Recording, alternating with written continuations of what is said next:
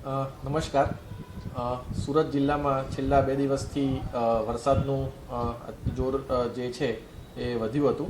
આજે સવારે 6 વાગ્યાથી જોઈએ તો બારડોલીમાં 131 mm, સવારે 6 વાગ્યાથી સાંજે 6 વાગ્યા સુધીની વાત કરું છું. બારડોલીમાં 131 mm, મહુવામાં 129 mm, પલસાણામાં 155 mm અને અંબિકામાં 110 mm અને સુરત સિટીમાં 45 mm આટલો વરસાદ થયો છે. અન્ય તાલુકામાં પણ વધતે અંશે થોડો ઘણો વરસાદ આજે સવારે 6 વાગ્યાથી સાંજે 6 વાગ્યા સુધી નોંધાયો છે. સવારે થોડોક વરસાદનું જોર છે એ વધારે હતું. અત્યારે સાંજે છેલ્લા 2 કલાકથી વરસાદનું જોર અત્યારે નબળું પડ્યું છે.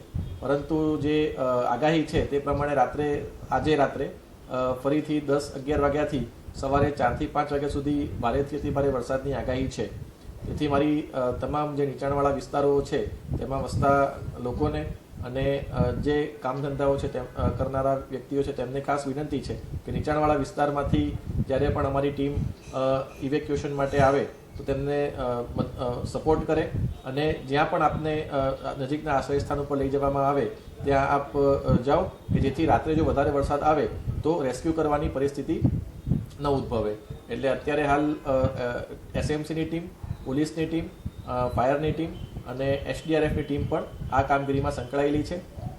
આપણે સુરત જિલ્લાની અંદર અત્યારે સુરત સિટી માટે એસડીઆરએફ અને એનડીઆરએફની કુલ 4 ટીમો કામ કરી રહી છે અને અન્ય પણ 3 ટીમ છે એ આજે રાત સુધીમાં આવે એવું પ્લાનિંગ આપણે કર્યું છે કે જેથી કોઈ વિકટ પરિસ્થિતિ ઉદ્ભવે તો આપણે રેસ્ક્યુના કામમાં તેનો ઉપયોગ કરી શકીએ. એટલે અત્યારે હાલ છેલ્લા 2-3 કલાકથી વરસાદની સ્થિતિ સામાન્ય છે.